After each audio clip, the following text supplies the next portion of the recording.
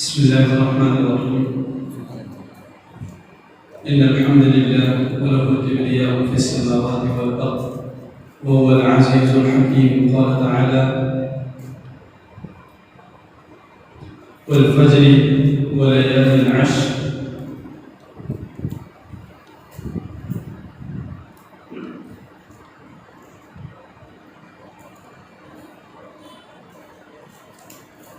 آج کے خطبے کے اندر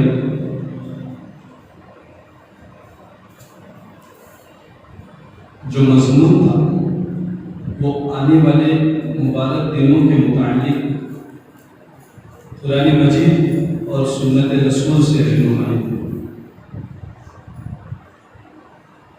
دراصل اللہ رب العزت نے کسی مہینے کو، کسی دن کو، کسی رات کو، کسی جگہ کو فضیلت دے رکھی ہے اور وہ اللہ کا اختیار ہے. جیسے اللہ رب العزت نے دنوں میں سب سے بہترین دن یوم النحر کا، رات کے اعتبار سے قدر کی رات کو سب سے اہم کہا، مہینے کی فضیلت کے اعتبار سے رمضان المبارک کو سب سے بہترین سال کا مہینہ کہا، اور عشرے کی جب بات آتی ہے تو سب سے اہم ترین عشرہ پورے سال کا عشرے ذکر ہے. اور کوئی عشرہ ایسا نہیں جس کی اللہ رب العزت نے قسم کھائی اور اس کو شاعر میں کہا کہ اللہ کے شاعر میں سے ہے یہ عشرے دل ہجرہ.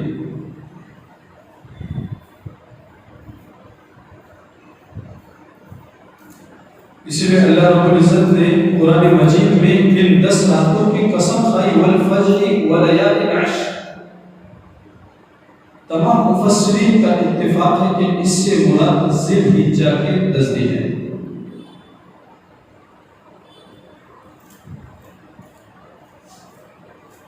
اللہ تعالیٰ قرآن مجید میں فرماتے ہیں وَرَبُّكَ يَخْلُقُ مَا يَشَاءُ وَيَخْتَارُ. یہ آپ کے رب جس کو چاہے جیسا چاہے پیدا کرے اور اس کو فضیلت دے.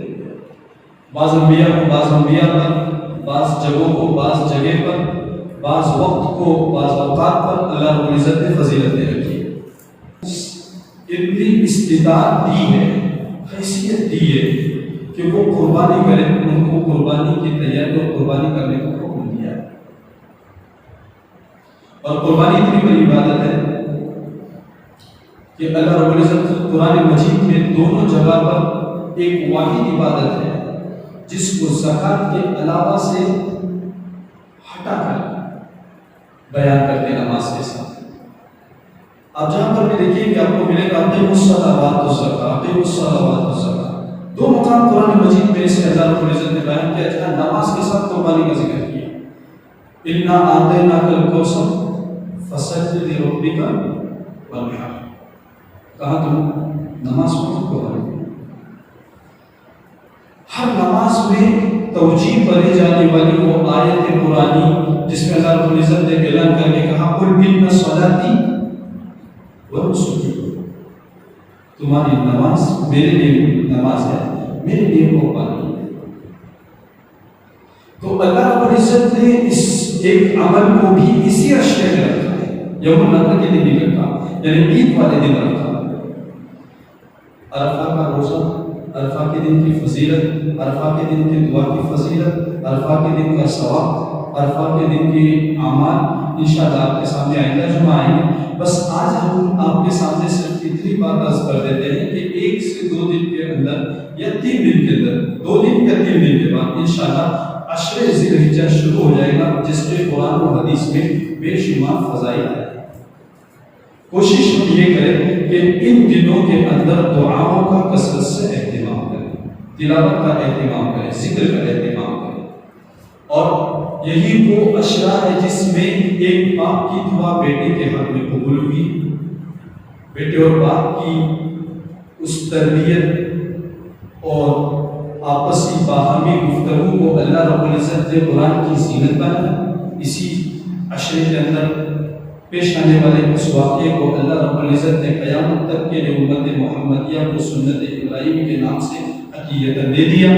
لہذا ہمیں ان سب کی فکر کرنی چاہیے. اسی کے ساتھ ہمیں ایک چیز کرنی چاہیے، وہ یہ کہ ان ایام کی ہمیں تعظیم کرنی چاہیے. قرآن مجید میں اللہ تعالیٰ فرماتے ہیں ذالک ومن یعظم شعائر اللہ، اللہ کے شعائر کی تعظیم وہی لوگ کرتے فإنہا من تقوی القلوب، جن کے قلوب میں اللہ کا ڈر رہتا ہے، اللہ کا خوف رہتا ہے.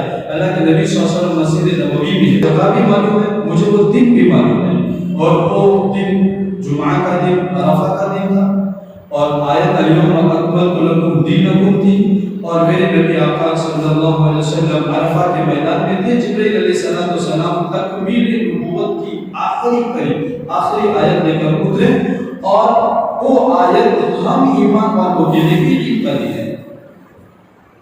ہم بھی اس دن کی بہت قدر کرتے ہیں. اسی طرح اس عشرے کے اندر اللہ رب العزت جس طرح دعاؤں کو قبول کرتا ہے، اس عشرے کے اندر تلاوت اور ذکر کے اللہ رب العزت جو قدر کرتا ہے، نیکی اور ثواب کو بڑھاتا ہے، اسی طرح اسی عشرے کے اندر حج کے وہ سارے ایام ادا کیے جاتے ہیں. دیکھیے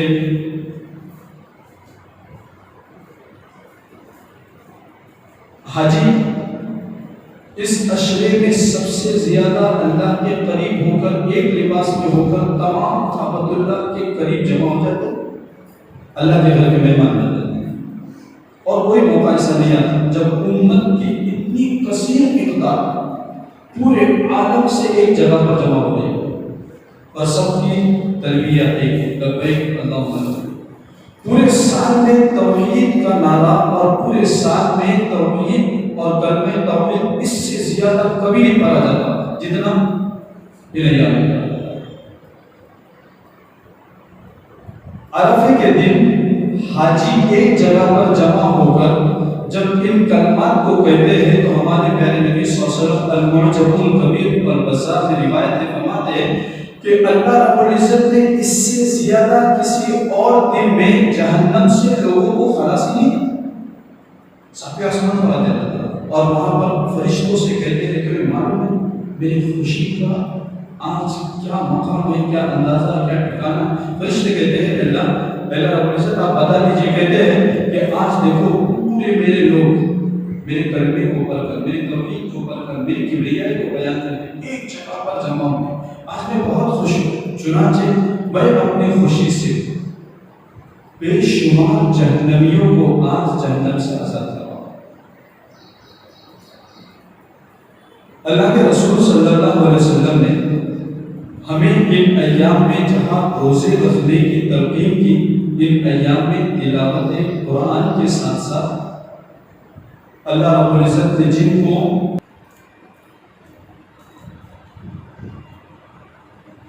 ہمارے معاشرے میں ایک چیز دیکھی گئی ہے کہ رمضان المبارک کو جس طرح فضیلت والا سمجھا جاتا ہے، شمار کیا جاتا ہے، اتنی فضیلت اور اتنی عبادت کا اہتمام عشر ذی الحجہ میں کم کیا جاتا ہے. وجہ اس کی یہ ہے کہ اس عشرے کی فضیلت سے واقفیت نہیں ہے، کیونکہ سال میں کوئی ایسے ایام نہیں ہے جس میں اتنی عبادتیں بیک وقت جمع ہوتی ہوں. کوئی ایسے 10 دن نہیں ہے.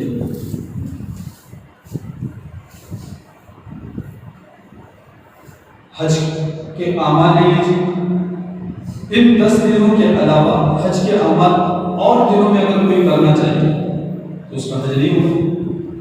قربانی ان 4 دنوں کے علاوہ کسی اور دن میں کوئی کرنا چاہیے قربانی نہیں ہوگی. صدقہ، روزہ، یہ سارے ایام اس ایک عشرے میں جمع ہونے کی وجہ سے اللہ رب العزت نے اس عشرے کو زبردست فضیلت دے رکھی ہے. لہذا ہمیں اس عشرے کے اندر اہتمام کرنا چاہیے ان اعمال کا جس اعمال کی طرف اللہ اور اس کے رسول نے ہماری رہنمائی کی. سب سے پہلا عمل عشر ذی الحجہ میں یہ ہے کہ اللہ کے رسول صلی اللہ علیہ وسلم نے فرمایا، ترمذی کے اندر روایت ہے کہ اس عشرے کے روزے سنت ہے، 9 دن کے روزے سنت ہے۔ آدمی کو جتنا جیسا میسر آئے روزے رکھنا چاہیے اس عشرے۔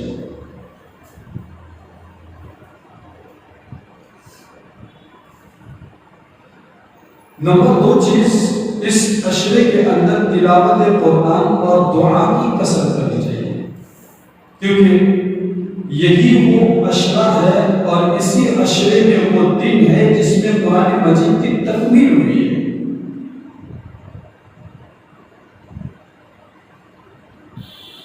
امیر المؤمنین سے ایک یہودی نے آ کر کہا کہ مجھے پتا ہے ایک آیت تمہارے قرآن میں ہے، اگر وہ ہم پر نازل ہوتی تو ہم اس دن کو عید کا دن کر دیں۔ قد نزلت علیکم آیۃ، ایک آیت ہے تمہاری کتاب، علم کتابکم، تمہاری کتاب میں ایک آیت ہے، فی آیت، ایک آیت ہے۔ امیر المؤمنین حضرت عمر بن خطاب رضی اللہ تعالیٰ عنہ نے فرمایا کہ مجھے وہ آیت بھی معلوم ہے، مجھے ایک قافلہ آتا ہے، کلمہ پڑھتا ہے اور کلمہ پڑھ کے کہتا ہے کہ یا رسول اللہ ہمیں کوئی عمل بتا دیجیے جس کے کرنے سے ہمیں جنت مل جائے۔ اللہ کے رسول صلی اللہ علیہ وسلم ان کو عمل بتانے سے پہلے وہ قافلہ سامنے سے ایمان لانے کے بعد کہتا ہے کہ ہم آپ کے پاس اس مہینے میں، ذی الحجہ کے مہینے میں اس لیے آئے ہیں کہ ہم اس مہینے کی تعظیم کرتے ہیں، ہم اس مہینے میں جنگ و جدال ختم کرتے ہیں، جھگڑوں کو مٹاتے ہیں، جھگڑے ہیں اسے پیچھے رکھ دیتے ہیں، ان ایام میں کچھ بھی نہیں کرتے، ان ایام کی عزت کرتے ہیں، اور ان ایام کی عزت کی وجہ سے ہم نہ کسی سے جھگڑتے ہیں، نہ لڑائی کرتے ہیں، نہ کچھ غلط بولتے ہیں، نہ گالی گلوچ کرتے ہیں۔ اللہ کے نبی کی مسلم شریف کی یہ روایت ہمیں یہ بتاتی ہے کہ تعظیم اور بہترین ایام کی عزت زمانے جاہلیت میں اس طرح کی جاتی تھی کہ آج ایمان والے شعائر کی ان ایام کی اس طرح قدر کرتا کہ وہ ان دنوں میں نہ جھگڑے، نہ کسی سے لڑائی کرے، نہ کسی سے جنگ و جدال کرے، بلکہ اپنی گفتگو، آپس میں نرمی، باتوں باتوں میں دعائیں اور اللہ رب العزت سے رجوع، ان ایام کی ہمارے نزدیک آئے ہوئے ایام کی قدر ہوگی، اور انشاءاللہ اس قدر کی وجہ سے اللہ رب العزت، ان ایام کی قدر کرنے کی وجہ سے اللہ رب العزت ہمارے حالات کو انشاءاللہ بہترین کر دے گا۔ دیکھیے حالات جس طریقے کے ہیں، ان ایام کا اور ان برکت والے ایام کا ہمارے پاس پہنچنا اللہ کی طرف سے ایک انعام ہے۔ کتنے ایسے لوگ ہیں جو ہمارے درمیان گزشتہ سال سے اس حاضر ہے، انہوں نے ایام کو مبارک ایام کو نہیں پایا ہے، جو ہم نے پایا ہے تو ہم اللہ سے مانگ کر دعا کر کے اللہ کی طرف رجوع ہو کر یہ اللہ سے طلب اور طلب کے ساتھ کہے کہ پروردگار اب ان حالات کو ختم فرما، ہم مجبور انسان، ہم مجبور امتی ہے، اور آپ کے سامنے ہاتھ اٹھا کر مانتے ہیں پروردگار اس آزمائش کے صحابہ والے جیسے آزمائش قابل نہیں ہے، ہو سکتا ہے اللہ ان ایام کی برکتوں سے ان ایام میں مانگی ہوئی دعاؤں قبول کر کے ہمارے حالات کو انشاءاللہ بہترین کر دے گا۔ دعا کرتے ہیں، اللهم صل على سيدنا محمد وعلى آل سيدنا محمد وبارك وسلم، الحمد لله رب العالمين، لا إله إلا الله العظيم الحليم، لا إله إلا الله رب العرش العظيم، لا إله إلا الله رب السماوات ورب الأرض ورب العرش الكريم، اللهم أنت الغني ونحن الفقراء، اللهم أنت الله لا إله إلا أنت سبحانك إني كنت من الظالمين، اللهم أنت الله، أنت الغني ونحن الفقراء، يا حي يا قيوم برحمتك نستغيث، اللهم إنا نعوذ بك من البرص والنقص والجنون والجزام ومن سيئ الأسقام، اللهم إنا نعوذ بك من يوم السوء ومن ليلة السوء ومن ساعة السوء ومن ساعة السوء ومن جار السوء في دار المقامة، اللهم إنا نعوذ بك من الطعن والطاعون والوباء وأزيم البلاء في النفس والأهل والولد، اللهم إنا نسألك العفو والعافية في الدين والدنيا والآخرة، اللهم احفظنا من بين أيدينا ومن خلفنا وعن يميننا وعن شمالنا يا رب العالمين، رحمن الدنيا والآخرة، رحيمهما تؤتي من تشاء وتمنع من تشاء یا رب العالمین۔ اللہ رب العزت آپ کی ذات بلند و بالا ہے، اللہ رب العزت آپ مالک خالق ہے، اللہ رب العزت آسمان کو بغیر تھامنے کی والی ذات، تمام خزانوں کے مالک آپ ہی ہے۔ اے اللہ ہم آج بابت دن کے اندر آپ کے سامنے ہاتھ اٹھا کر آپ کی کبریائی کو بیان کر کے آپ کی قدرت کا اظہار کر کے مانتے اور اقرار کرتے ہوئے دعا کرتے ہیں کہ اللہ رب العزت تو ہمارے گناہوں کو معاف فرما، اللہ خطاؤں کو لغزشوں کو درگزر فرما۔ اللہ رب العزت ہم نے جو بھی جان کر انجانے میں گناہیں کی ہے اے رب العالمین تو ہمیں معاف فرما۔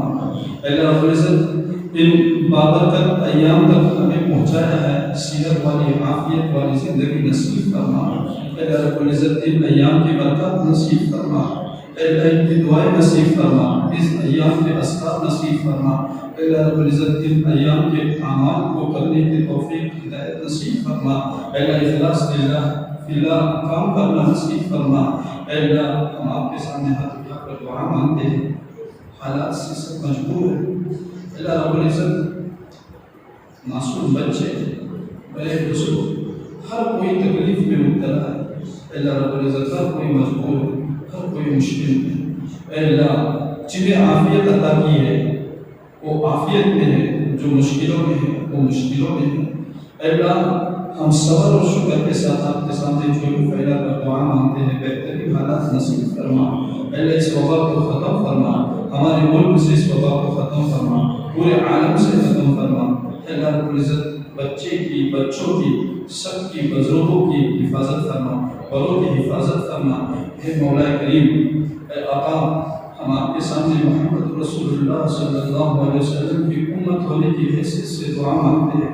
اللہ رب العزت اس امت کی حفاظت فرما، اے اللہ اس امت کی حفاظت فرما، اللہ اس امت کی حفاظت فرما۔ اللہ رب العزت عاجزی سے جھولی پھیلا کر کہتے ہیں کہ اگر اسی طرح کے اللہ رب العزت حالات ہے تو ہمارے بچوں کا ادب، قرینہ، تعلیم سب کچھ اندھیرے میں نظر آتا ہے، لیکن آپ کی ذات بلند ہے۔ اللہ آپ موت سے حیات نصیب کرتے ہیں، اللہ کچھ نہیں سے سب کچھ کر دیتے ہیں، اللہ یہ صرف آپ کی ذات ہے۔ ہم آپ کے سامنے ہاتھ اٹھا کر دعا مانگتے ہیں، آپ ہمارے حالات کو سدھارا دیں، اے اللہ حالات کو بہترین بنا دیں، صحت عافیت نصیب فرما۔ اے اللہ جو مرض میں مبتلا ہے ان کو صحت کاملہ نصیب فرما، ان کے گھر والوں کو اے اللہ رب العزت راحت اطمینان نصیب فرما۔ اے اللہ بچوں کی حفاظت فرما، اے اللہ نئی نسل کی حفاظت فرما، اے اللہ نئی نسل کی حفاظت فرما۔ اے اللہ ہم تو حالات سے واقف نہیں لیکن آپ تو اے اللہ رب العزت عالم الغیب ہے، اے اللہ ہماری نئی نسل کی حفاظت فرما، اے اللہ نئی نسل کی حفاظت فرما، ان کی صحت عافیت کی حفاظت فرما، ایمان عقیدے کی حفاظت فرما، اے اللہ ایمان عقیدے کی حفاظت فرما۔ اے مولا کتنے بزرگ ہیں، کتنے سفید ریش، کتنی مائیں ہیں جن کے دوپٹوں نے اے اللہ رب العزت آنسوؤں کو بھگا کر آپ سے دعا مانگی ہوگی، اے اللہ ہم اس کا واسطہ دے کر مانگتے ہیں۔ اے اللہ رب العزت مساجد کی کھلنے کے فیصلے فرما، مدارس کی کھلنے کے فیصلے فرما، بچوں کے تعلیم اور تعلیم کے ذرائع نصیب فرما۔ اے اللہ مفقود الحالات کو بہترین حالات سے بدل دے۔ اے اللہ آپ کی قدرت ہے، آپ یونس کو مچھلی کے پیٹ میں، یوسف کو کنویں میں، ابراہیم کو آگ کے بیچ میں حیات نصیب کرتے ہیں۔ اے اللہ ہم تو اقرار کرتے ہیں آپ کے توحید کا، ہم تو اقرار کرتے ہیں آپ کی ربوبیت کا، ہم تو اقرار کرتے ہیں آپ کی طاقت کا، آپ کی قدرت کا۔ پروردگار ہماری لاج رکھ لیجیے۔ اے اللہ ہر مرض سے ہم سب کی حفاظت فرما، اے اللہ صحت کاملہ سب کو نصیب فرما۔ اے اللہ جو مرض میں مبتلا ہے انہیں شفا کاملہ نصیب فرما، عافیت نصیب فرما، محلے کی حفاظت فرما، نوجوانوں کی حفاظت فرما، امت مسلمہ کی حفاظت فرما، گاؤں گاؤں کی حفاظت فرما۔ اے اللہ جو بے سہارا ہوئے ہیں، اے اللہ جن بچوں کے سروں سے پاپ کی چھت اٹھ چکی ہے، پروردگار غیب سے ان کو راستے نصیب فرما، غیب سے ان کو اللہ رب العزت غیب سے ان کے لیے راہ نصیب فرما۔ اے اللہ جنہوں نے دعاؤں کے لیے کہا ہے اور جو بھی جائز تمنا ہے اے اللہ مکمل فرما۔ اے اللہ رب العزت وطن عزیز کی حفاظت فرما، مانگی گئی دعا کو محض اپنے لطف و کرم سے قبول فرما۔ جزاک اللہ محمد صلی اللہ علیہ وسلم۔ سبحان ربک رب العزت